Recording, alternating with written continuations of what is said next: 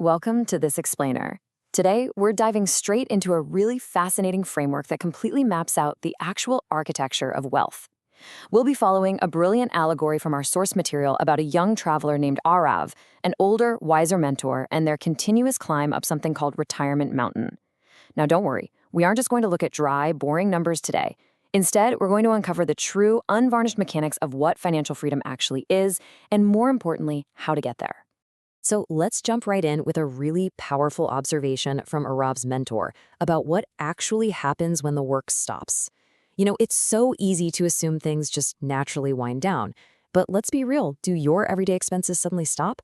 Does your need for food, medicine, or electricity just decide to take a break because you retired? Of course not. And that perfectly defines the core problem we absolutely have to solve. Our living expenses simply do not care that our working years are over. They keep coming. Our story begins at the base of a gigantic, incredibly intimidating mountain. Up at the very peak, literally touching the clouds, sits a beautiful cottage named Freedom. It's the ultimate, peaceful goal that awaits those who properly prepare for the journey. But the mountain is steep, really steep. And as Aarav quickly realizes, just winging it and hoping for the best, that is definitely not a strategy. What really struck me about this part of the journey is the tragic irony of three different climbers trying to reach that cottage. Think about it.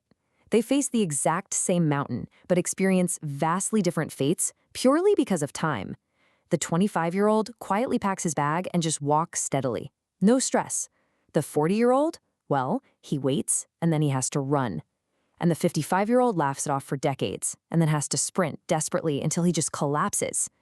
They had the exact same destination, but the mountain gets exponentially steeper the longer you wait to start climbing. Now, before we start talking about the actual math of the climb, we have to shatter this incredibly common illusion of the endless river of income. Imagine a river delivering a bucket of fresh water, your direct deposit, basically, every single month. It flows so steadily, it feels like it will literally never stop. But the absolute panic sets in when Aarav realizes the terrifying truth. One day, that river just dries up. The buckets stop completely, but you still need water to survive every single day. So, if we know for a fact that the river won't last forever, what's the fix? Well, you need a personal reservoir. In financial terms, this is what we call your retirement corpus. If you don't actively build your own reservoir before that river dries up, you are going to be completely out of water, period. In fact, your entire working life is really just the short window of time you've been given to fill this reservoir up.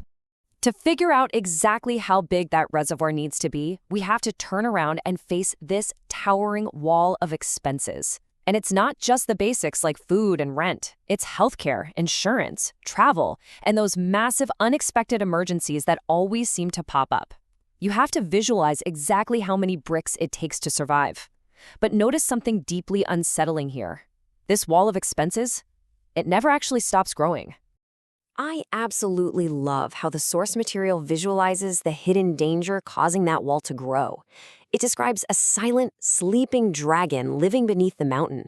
And this thing is incredibly dangerous, precisely because it never makes a sound, and it never actually steals your physical coins. I mean, one gold coin in your pocket today still looks like exactly one gold coin tomorrow. But the dragon quietly eats its purchasing power while you aren't looking. That silent dragon, of course, is inflation. It's the invisible, relentless force that stretches your wall of expenses higher and higher every single year.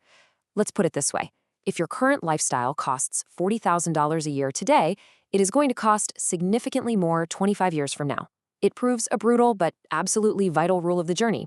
You aren't saving for today's expenses, you're saving for tomorrow's. And this perfectly illustrates the eternal race that you are forced to run whether you want to or not. It's your savings galloping against inflation. Every single year, both of these horses run. If your savings horse runs slower than the inflation horse, well, you are getting poorer without even realizing it. Stashing cash under a mattress basically guarantees a loss. Your money absolutely has to grow faster than the dragon can eat it.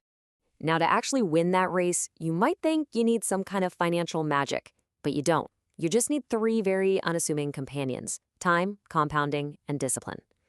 Everyone is always out there searching for the next magical crypto token or some secret get-rich-quick shortcut. But the real magic, it's painfully boring. It's starting early and staying remarkably, stubbornly consistent. As the journey continues the next morning, Aarav finds himself staring at a dazzling new kingdom.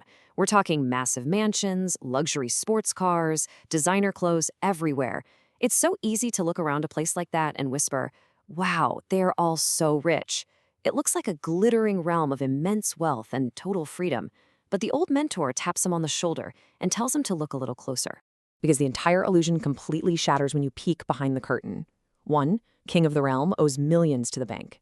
A guy showing off 5 luxury cars doesn't actually own a single one of them outright. The whole kingdom is propped up on finance debt and a terrifying, stressful dependence on next month's salary. Aarav asks, so are they free? And the mentor's answer is just perfect. No. They're only expensive. So if that kingdom is just a mirage, what does true wealth actually look like? To answer that, the mentor shows Aarav a blueprint of a very specific palace. Interestingly, it has exactly 4 rooms. Understanding how money flows through these 4 specific doors is the absolute key to mastering your own financial architecture. Let's walk through them. Door number 1 opens into room 1, income. This is where your salary, your side businesses, or your investments actually bring fresh money into the palace. But the crucial lesson here is about the doors themselves. The more doors you have bringing money into this room, the more resilient your entire palace is. Relying on just one single door, like one salary, is incredibly risky. If that door slams shut, the whole palace starves. The second door reveals room 2, expenses. This is the exit room. And notice how it's completely riddled with hundreds of tiny leaks. You've got subscriptions, takeout coffee, taxes, electricity bills. Sure, some of these leaks keep you alive, but many of them don't. It echoes a chilling warning from the mentor. Most people don't go bankrupt in one massive, dramatic event. No, they become poor one tiny, unnoticed leak at a time. Now the third door, this holds the real magic. This is room 3, assets. The source uses this amazing analogy of having tiny, tireless workers living inside your stocks, your index funds, or your real estate. They are continuously creating more money for you, working around the clock, even while you're fast asleep. This room doesn't leak money. It literally prinks it. Finally, we reach the most deceptive door of all, liabilities.